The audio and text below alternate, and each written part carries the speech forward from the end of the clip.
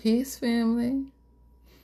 I pray you're blessed. I pray you're doing your best out there wherever you are. Peace to the families. Peace to the tribes. Peace to my brothers and sisters. Listen, have you ever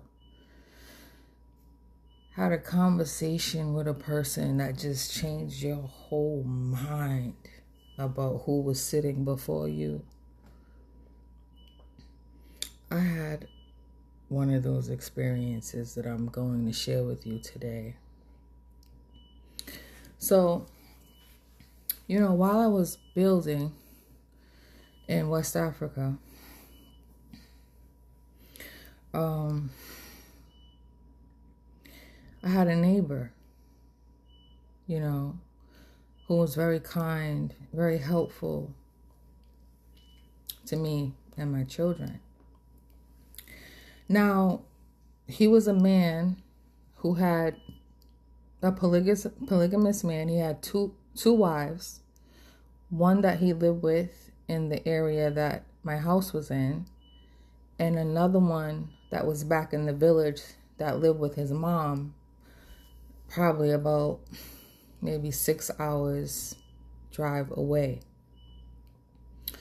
And he always felt like I looked like his people. He's from the Fuller tribe. And those people kind of look more mixed. A lot of people mistook me for being Fuller. And I promise you, the Fuller men, they looked out for a sister. They really did. They would really look out for me. So this particular man, I had been cool with for years, right? He had I think he had maybe 5 children. He always would bring his wife around. He wasn't hiding his wife, trying to hang out with the foreigners, because they do that. But he would bring his wife around. Actually, I met both. I went to his village. I met his mother, his grandmother, played with the children in his village. Whenever I had a problem, this man would show up. If I had beef in the neighborhood, he would show up. Do you hear me? And he would he didn't even try, he would solve the problem. There was a time when, I thought something was crawling on me. What the? I guess it's nothing. There was a time when, somebody came to the land. It was during dry season. There was a lot of high, dry grass. Somebody set the lot on fire. And West Africa is not like America. There's no fire station to call. Even if they have a fire station, it's very far away, or it's in another town. You don't know the number. You can't find the number. There's no phone books. It's word of mouth. Everything is word of mouth in relationship over there. So the lot was on fire.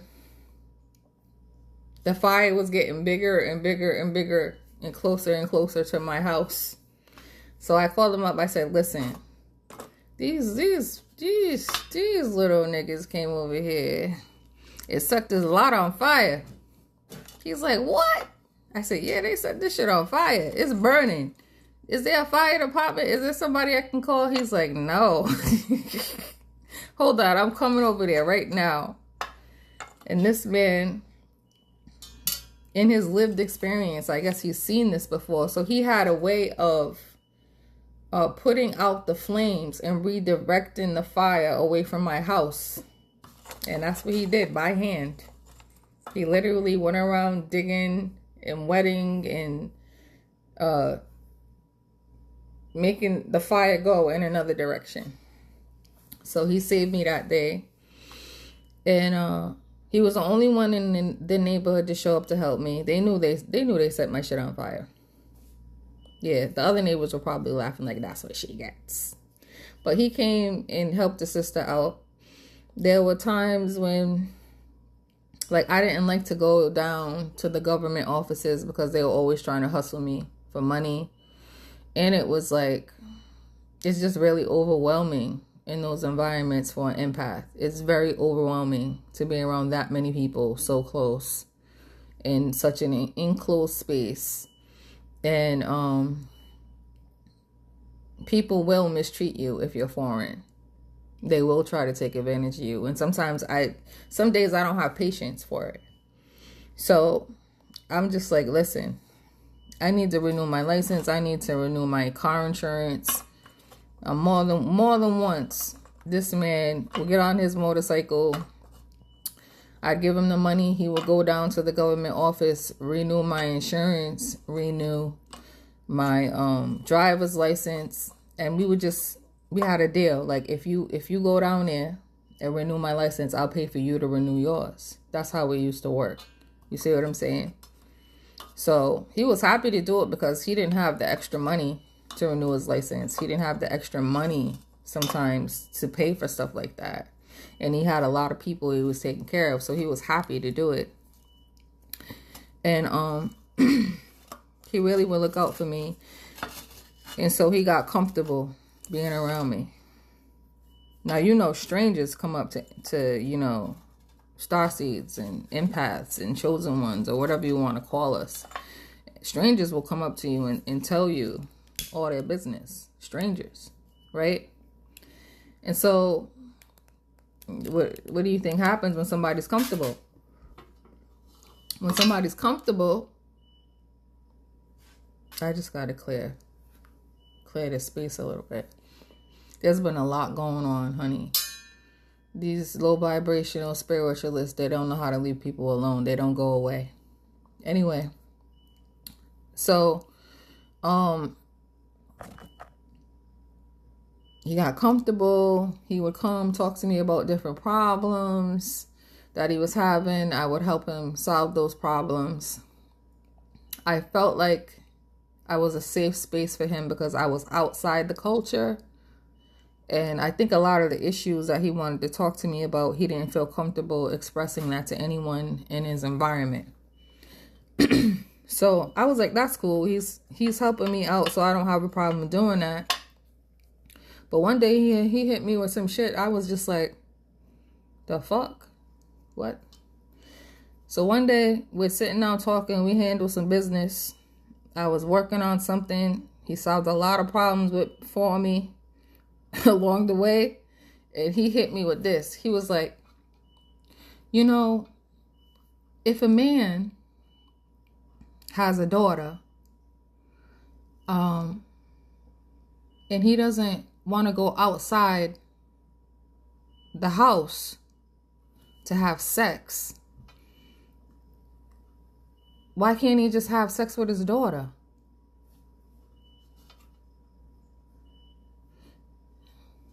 And then on the inside of me, I was like, God, I'm not doing it. I don't feel like it. I don't feel like it. So I blew him off. I was like, well, you know, a father shouldn't have sex with his daughter. That's really not a good thing for him to do. And I changed the subject, right? Because I didn't want to touch that one. I didn't want to. I don't feel like it. And so about a week later, we're handling some business again, running around, running errands, right? He hit me with it again. Well, wouldn't it be better? This is what he said.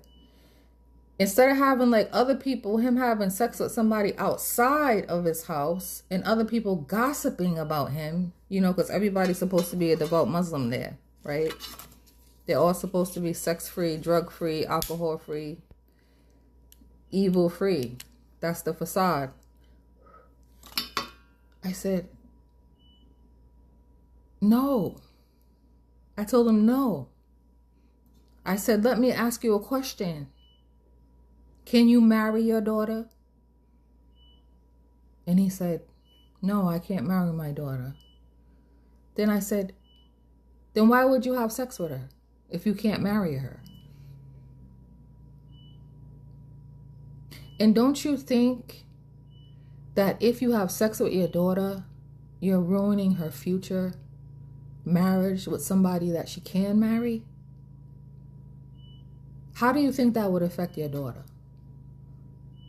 He looked at me. He said, oh, that's not good. I said, no, honey, that's not good. Now, please don't ever have sex with any of your daughters.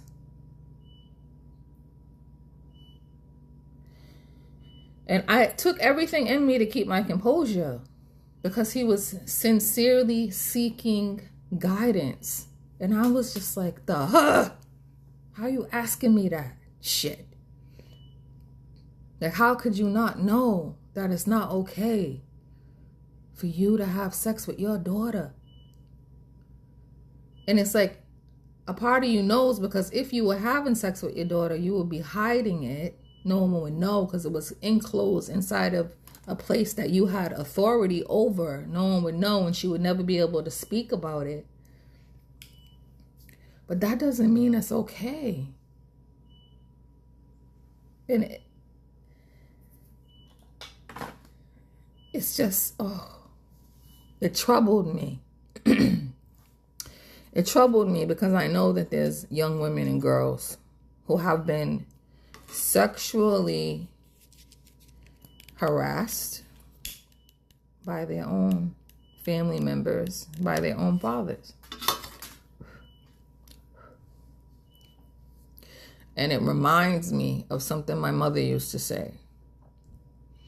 My mother had a habit of guarding her house so meticulously that no men were able to just get comfortable there. She refused to remarry. She refused to allow you past her living room. Right? She refused to have any men around me. And I used to think, well, doesn't she get lonely? I even asked her when I was in my 20s in college, Mom, don't you get lonely? She said, hell no. For what? And I didn't get it, you know. I get it now. She apparently had her own traumatizing things that happened to her that she did not want to repeat with me. So she kept men away from me. She guarded her house. And you have to guard your house. Because the nicest people, the most capable people, the most helpful people, the people that, you know, they seem cool. They're cool. They're a vibe. You have to guard your house anyway, still. Guard your house, ladies. Now, men, if there's a male present, a male predator is less likely to attack anyone there. I learned that in Africa. It was very crystal clear in Africa. These lines are crystal clear in Africa. If a male is present, he don't even have to be a husband. He just got to be present. He could be somebody you hired. He could be a cousin. He could be an uncle.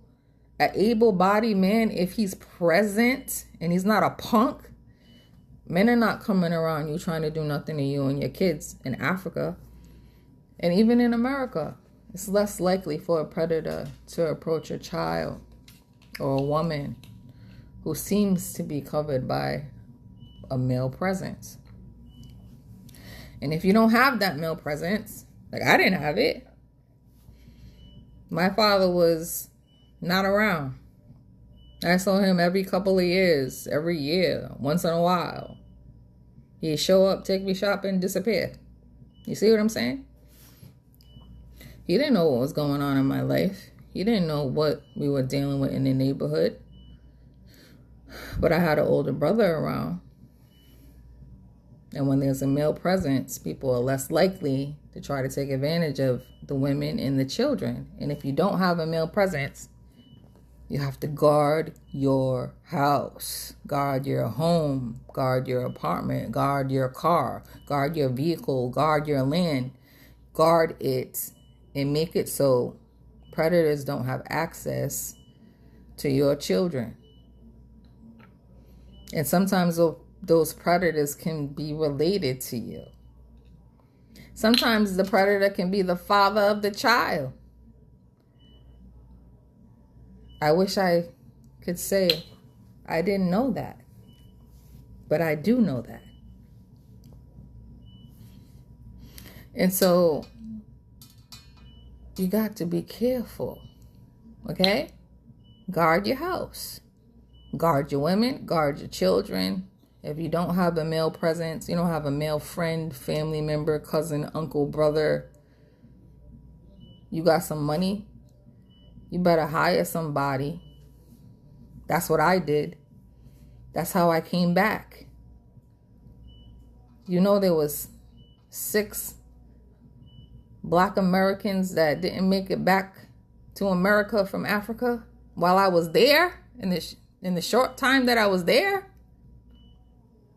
First of all, there's not that many Black Americans there. Can you imagine? 6 of them had mysterious departures from the earth. Why did I make it back home? Because I always had a male presence around me.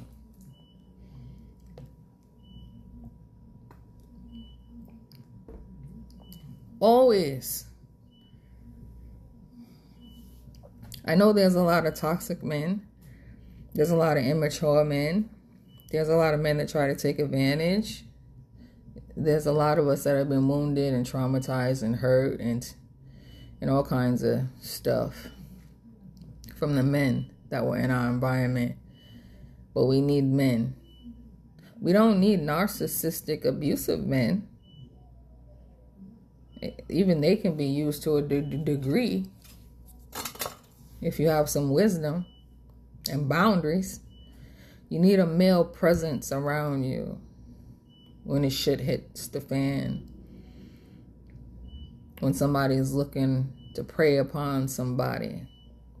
If you don't have a male presence around you, it gets a little tricky. You got to be like 10 steps ahead of the predator. You know what I'm saying? So it's crazy. Crazy. And then when the predator is someone you know, someone in your own family, you got to cut them off. Don't be silent. Don't be keeping secrets.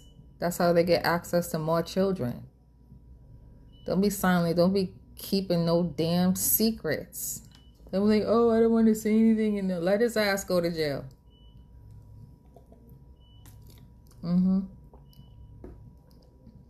Let him go. Because I can't. The sexual degeneracy that we're currently living with it's a lot. It's a lot. Like even right now, if I look up the sexual predator website, if I go on there and look at all the sexual predators in my neighborhood alone, it's astounding. So now I'm always like, okay, my youngest daughter, she can't be playing outside by herself. You turn back around, next thing you know, she gone. Like, what the? She can't play outside by herself. You don't see no kids playing outside. None. When I was little, kids were running around outside, sun up to sun down, and even beyond that, till the street lights came on. We were having a great old time, playing outside, being free, having fun. But now, my kids can't play outside. My kids can't sleep over people's houses. Even though I'm divorced, I can't really date anybody because I don't understand the dating thing anyway. But to have you around my kid for what? I don't see a point in it. I don't see no point in that. Be careful.